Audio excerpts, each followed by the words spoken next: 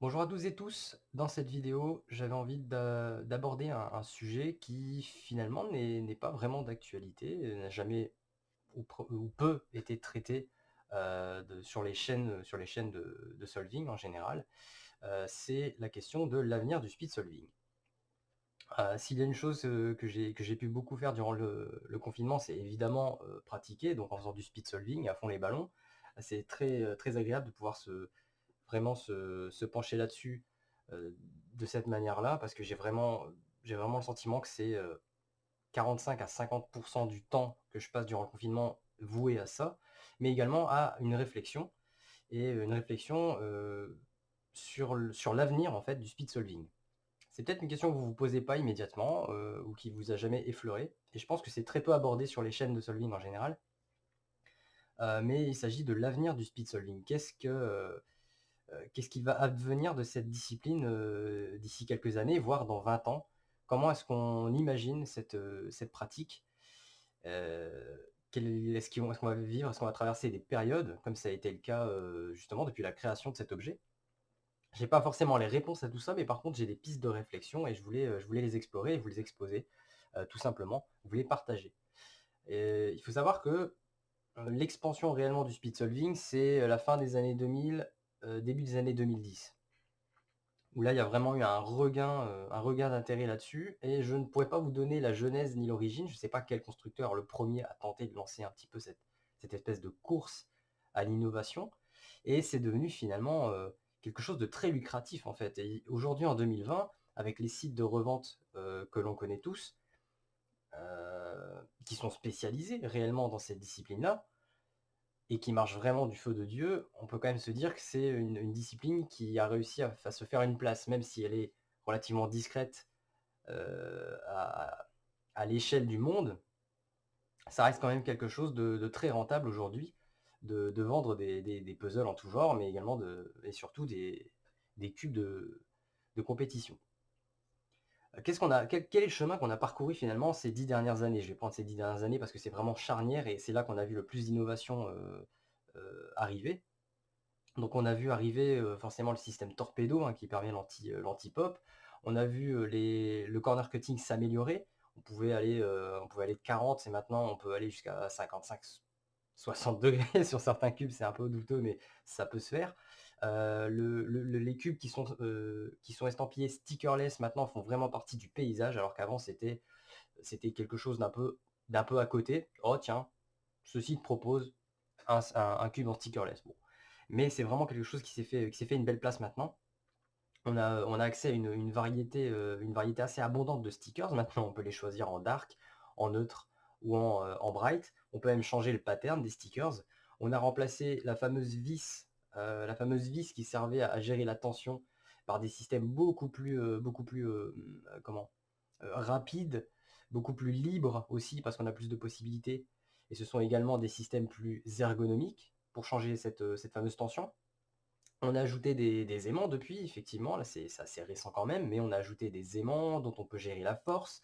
Est-ce qu'on s'imaginait seulement ajouter des aimants dans un Rubik's Cube il y a une dizaine d'années? Je pense que c'était même pas dans les têtes des gens. On se rend compte aussi que les constructeurs, bah, proposent des tailles et des poids différents sur leurs cubes, hein, donc ça va de 50 millimètres pour certains, on passe à 54, 55, 55,5, 56. On a cette variété-là, ce choix au moins. Et le poids est également un critère qui maintenant est surveillé par les pratiquants, notamment moi d'ailleurs. On a droit à des revêtements maintenant, et c'est de plus en plus le cas, des revêtements mat. En tout cas, c c'est peut-être pas encore un choix puisque ce traitement est parfois imposé sur un modèle de cube, mais je pense qu'on va aller vers une ouverture du revêtement plastique. Mais voilà, on a droit à ça maintenant, on a droit à des plastiques mat, en plus du plastique, habituel. On a une gamme assez colossale de lubrifiants, hein, donc maintenant on a même on a tellement de lubrifiants, on a même des lubrifiants qui sont complémentaires les uns des autres, qui n'ont pas le même effet, ni finalement la même composition. Il y en a qui se mettent avec des seringues, à la pipette, on peut même en mélanger certains, les appliquer dans un certain ordre pour avoir un effet, particulier. Les sites de vente spécialisés commencent vraiment à inclure des services à la demande, c'est-à-dire la lubrification, le le Speedcube Shop notamment propose maintenant le coated plastique, donc c'est un traitement particulier sur le plastique du cube. Et on peut profiter à présent, en 2020, assez confortablement de plusieurs modèles de cubes connectés. Ce qui était il y a 1 an ou 2 un peu compliqué au niveau budget. Ça commence à peine, mais ça commence à s'ouvrir. Donc les cubes connectés commencent à devenir vraiment abordables et accessibles pour tout le monde. Donc vous voyez, là sur 3-4 minutes de temps, j'ai un petit peu énuméré tout ce qui s'est passé sur une dizaine d'années. On n'a vraiment plus les mêmes cubes qu'en 2009. Faites la comparaison chez vous si vous avez eu l'occasion, vous, d'être là à cette époque-là pour le vivre. Moi, ce qui est intéressant, c'est que j'ai traversé vraiment cette période, puisque j'ai commencé à acheter les miens en 2010, il me semble. Et j'ai vraiment vu traverser toutes ces innovations, toutes ces évolutions dans mes mains, vraiment. J'ai des cubes de toutes les générations, pas forcément les meilleurs de chaque génération ni les plus connus. Je continue toujours à essayer de les retrouver et de les commander. Mais en tout cas, j'ai eu vraiment une représentation chronologique de chaque période et de chaque évolution de ces technologies-là. Donc, ce qui fait qu'aujourd'hui, autour du puzzle solving, on a un parc, on a un écosystème et un potentiel d'innovation qui a vraiment explosé ces 10 dernières années. Et ça a été très vite, hein. 10 ans, c'est très très court, hein, pour une discipline. Quand vous imaginez qu'il y a des sports qui existent depuis des siècles et que les marques qui fabriquent les équipements continuent encore et toujours à faire évoluer ça, on se rend compte que ça peut aller vraiment crescendo à notre époque aujourd'hui. Et, et moi, le regard que j'ai là-dessus, c'est qu'aujourd'hui, j'ai l'impression qu'on a quand même bientôt atteint un plafond en ce qui concerne le speed solving tel qu'on le connaît aujourd'hui. Je suis vraiment en train de me dire, mais qu'est-ce qu'on va encore inventer demain? Parce que, honnêtement, je suis de moins en moins pointilleux. Je me rends compte que les marques, quelles qu'elles soient, proposent de plus en plus la même chose, sous des formes peut-être différentes. Alors, il y a une marque qui va dire, bah moi j'ai un mécanisme différent pour changer les aimants. Ok, bon. Mais je veux dire, grosso modo, on a quand même, ça s'attend à se centraliser et à devenir relativement tous des produits qualitatifs avec juste quelques aspects différents pour différencier les marques. Je suis très peu déçu en fait des cubes qui m'arrivent aujourd'hui. En tout cas, selon le budget que je mets dedans. Mais parfois, je suis très surpris du budget que je mets dedans et de me retrouver avec un cube qui est vraiment génial. Je vais essayer de ne pas citer des cubes aujourd'hui. Je vais essayer vraiment de rentrer dans quelque chose de plus général dans cette vidéo. Mais voilà, moi, mon sentiment, c'est de me dire que là, j'ai atteint un point où j'achète les cubes pour les collectionner, mais je m'attends pas vraiment à être renversé. Contrairement à ce qui pouvait être le cas ces 10 dernières années. D'une année à l'autre, il y avait vraiment des choses. Le premier cube que tu achètes dans lequel il y a des aimants, c'est incroyable. Le premier cube que tu prends qui est stickerless et qui n'est pas un Rubik, c'est aussi une découverte. Mais une fois que tu as goûté à tout ça et que tu connais vraiment bien ces systèmes-là, tu te rends compte que ça n'évolue plus tellement aujourd'hui. Euh, je sais pas trop ce qu'on va pouvoir ajouter pour améliorer l'expérience sur ces cubes-là. Par contre, j'ai 2 pistes qui sont assez concrètes pour l'avenir du speed solving, de me dire quelles sont les choses qui pourraient vraiment arriver s'il fallait en imaginer. Et moi, j'ai 2 idées en tête. La première, je vais appeler ça le cube service. Et je vous expliquerai pourquoi. Et la seconde idée, c'est le cube numérique. J'ai pas dit connecté, j'ai dit numérique. Là où je veux en venir, c'est que par cube service, qu'est-ce que je veux dire par là? Je pense qu'on va arriver à un moment où les constructeurs ainsi que les sites de vente spécialisés vont proposer un consensus autour d'un service à la demande. Alors vous allez me dire, oui, mais c'est déjà le cas, il y a déjà des services à la demande sur certains sites. Mais je vais pousser le curseur un peu plus loin, à la demande dans le sens où vous allez pouvoir choisir, c'est une hypothèse, hein, mais dans le sens où vous allez peut-être pouvoir choisir vraiment la manière dont est monté votre cube, la personnalisation qu'il y aura à l'intérieur, vraiment pouvoir faire un cube que vous voulez, qui vous ressemble si vous aviez les pièces à disposition. C'est-à-dire qu'on va peut-être Vous proposez donc au montage de choisir le traitement du plastique, peu importe le modèle et la marque, de pouvoir choisir le pattern des stickers, de pouvoir choisir la taille, le poids. Éventuellement, peut-être qu'il existera un produit qui pourra réduire le bruit, on ne sait jamais. On va vous proposer pas des aimants, pardon, des ressorts avec une élasticité particulière. Vous allez pouvoir choisir votre système de tension. Peut-être qu'en fait, on vous dira, bah, sur ce cube, vous allez soit pouvoir choisir un IPG, soit pouvoir choisir un système avec l'anneau bleu, soit choisir ce système ou ce système-ci, qui seront empruntés d'une marque à l'autre. On aura le choix, bien entendu, des différents aimants qu'on pourra introduire, inclure dans un cube pour pouvoir le changer facilement. Donc, de pouvoir choisir tout simplement la force des aimants que vous voulez dedans à l'unboxing, hein.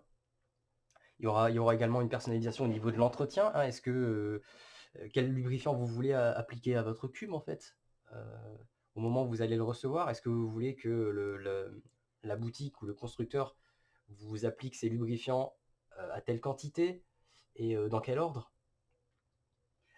On va avoir un suivi après-vente inclus dans le produit, c'est-à-dire que vous allez pouvoir choisir les pièces supplémentaires que vous voulez avec la livraison de votre cube, ou alors si vous voulez un outil supplémentaire pour gérer la tension ou les aimants, vous pourrez peut-être demander une pièce supplémentaire, ou alors rien demander du tout. Peut-être que vous pourrez dire au site, bah moi, le cube tel que je l'ai customisé là maintenant me plaît bien, j'ai besoin aucun outil de plus, j'ai besoin aucune pièce supplémentaire, aucune pièce additionnelle, donc envoyez-moi le produit comme ça.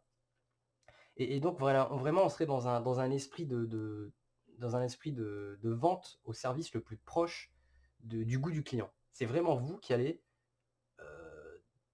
superviser la construction et le montage de votre cube.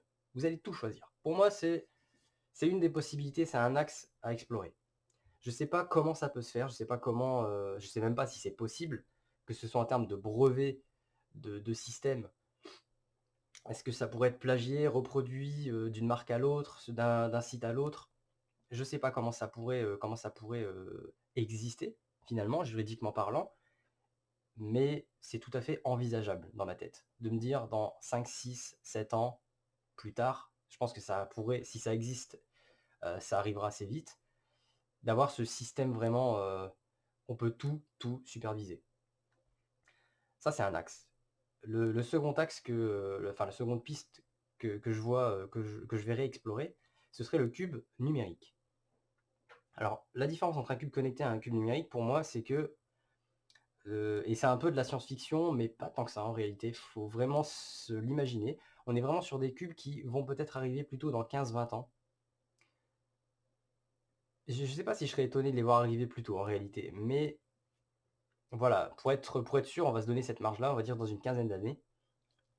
Les cubes, au lieu de proposer des pièces en plastique, proposeraient, et là je vais être obligé de vous montrer un exemple, proposeraient que ces pièces soient en fait des écrans, des mini-écrans.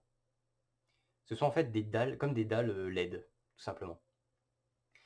Et qu'on puisse, soit par l'intermédiaire des center caps qui se retirent, les brancher en USB sur son ordinateur ou son appareil, ou alors directement les connecter à l'appareil dont vous avez besoin en Bluetooth, pour pouvoir transférer et appliquer les images de votre choix, soit sur les pièces individuelles, soit sur toute une face.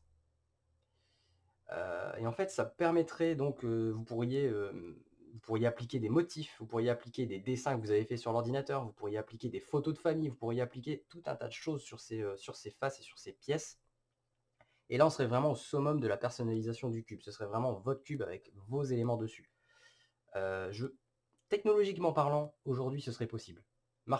Au niveau du marketing, je ne sais pas comment ça marcherait. Je pense qu'économiquement, ça coûterait vraiment très cher actuellement. Mais pour moi, c'est une piste tout à fait envisageable. Ce serait d'autant plus envisageable que ça permettrait également de développer des jeux vidéo qui tiendraient compte de la mécanique du Rubik's Cube.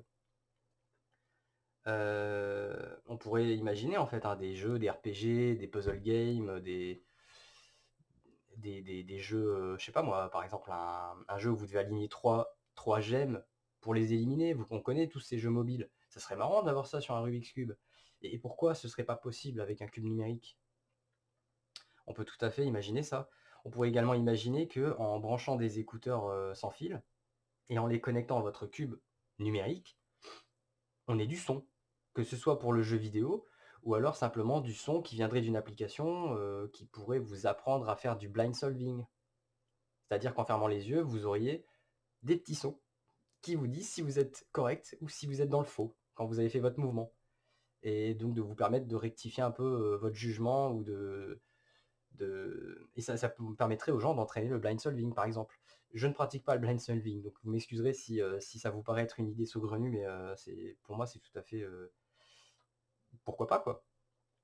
Et donc on aurait du son, on aurait des images, on pourrait vraiment, construire vraiment son univers autour de cet objet-là et c'est voilà, je parlais de science-fiction, je mets ça en suspens. Pour moi, c'est quelque chose qui doit arriver parce que je vois pas pourquoi on serait parti dans le connecté si c'est pas pour pousser ça un peu plus loin. Là, le connecté, c'est rigolo parce qu'on a des petits jeux de challenge avec de la gyroscopie et des battles, en versus. Moi, ça m'ennuie tout ça en réalité déjà maintenant, alors qu'on vient de découvrir cette technologie-là. Donc je pense que les constructeurs vont devoir, heu, redoubler d'ingéniosité et d'originalité pour que cet objet soit, en tout cas en termes technologiques, soit, un peu plus loin que simplement la pratique du speed solving. Voilà pour moi les 2 axes. Donc d'un côté, une personnalisation sur l'objet traditionnel, je parle, une personnalisation vraiment poussée à son paroxysme et de l'autre, une évolution réellement du cube, qui n'empêcherait pas d'ailleurs de faire du speed solving, hein. On pourrait très bien imaginer que, tu pourrais activer un mode où toutes tes photos se transforment en juste face de couleur. Et ce qui serait bien, c'est que tu aurais même pas de problème d'éclairage. Tu pourrais faire ton Rubik's Cube la nuit. Moi, je rêve de ça parce que j'ai un éclairage tout pourri dans ma chambre, et mes lampes sont vraiment pas, les meilleures. Tu aurais plus ce problème-là en réalité. Je viens d'y penser, hein. C'est vraiment quelque chose que j'ai même pas pensé en amont, mais ça pourrait être vraiment très intéressant de faire ça. Heu, il y a certainement plein d'idées auxquelles je pense pas et je pense que c'est là que je vais demander un peu votre aide aussi, c'est de savoir qu'est-ce que vous pensez de l'avenir du Rubik's Cube et du speed solving de manière générale? Est-ce que vous pensez que le produit va vraiment tant évoluer que ça? Est-ce que vous êtes d'accord avec mes idées? Est-ce que vous trouvez ça un peu absurde et pourquoi? Est-ce que vous avez d'autres idées auxquelles j'ai pas pensé et que vous vous dites: «Ouais, beh, on pourrait carrément faire ça en plus»? Heu, je sais pas ce qui pourrait vous venir en tête, mais je trouve ça super intéressant de se pencher sur la question et voilà, de se dire, «Qu'est-ce qui va devenir de cette passion qu'on a aujourd'hui?» Il y a juste une chose dont dont je pense être sûr, c'est qu'on n'aura pas un ventre mou, c'est-à-dire on n'aura pas une période de, comment? De creux. Même si, techniquement parlant, pour moi, on atteint vraiment une limite, je pense que le Rubik's Cube va continuer à faire des adeptes, et à mon avis, on va arriver sur quelque chose alors je vais pas parler d'une montée en puissance, mais c'est progressif. Je je le sens en étant sur les communautés, en voyant sur les réseaux sociaux. Ça gratte du terrain. Alors je suis pas non plus, communautariste ou sectaire, hein, j'ai pas envie qu'on domine le monde, loin de là, mais au moins faire montrer aux gens que c'est quelque chose qui, parce qu'il devient de plus en plus populaire, signifie que c'est forcément plus accessible. C'est pas que les gens deviennent plus intelligents. Donc en réalité, c'est vraiment une bonne chose là-dessus et je pense vraiment pas qu'on va avoir un accident, comme ça a pu être le cas avant les années 2000 où, c'est un objet qui est passé un peu sous silence. Je pense que là, on est lancé et ça ne va pas s'arrêter, loin de là, justement et je pense que c'est aussi le moment de remercier et toutes ces boutiques en ligne et toutes ces marques qui finalement, même s'il y a un objectif commercial derrière, essaient quand même de tirer cette pratique-là vers le haut, mais aussi vers le bas. C'est-à-dire de permettre à toute personne d'entrer là-dedans, sans forcément les effrayer. Et je pense que ça va également être peut-être une piste que j'ai pas explorée, qui sera envisageable, c'est de vulgariser encore plus le Rubik's Cube, d'une manière ou d'une autre à l'avenir, pourquoi pas.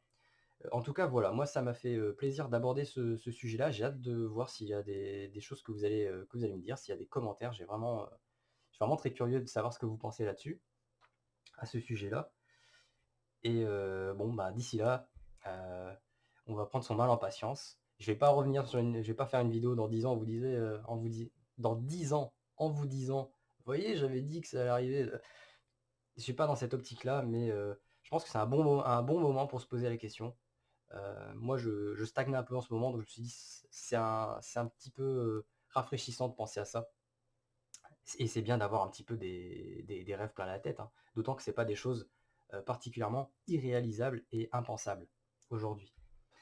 Voilà, bon, bah, là-dessus, je vais vous laisser à votre confinement et j'espère que vous vous éclatez bien sur vos cubes et autres casse-têtes, hein, il ne faut pas oublier, le puzzle solving, ça touche de tout et voilà, donc moi, je vous rends l'antenne et j'espère que tout se passe bien chez vous. Prenez soin de vous et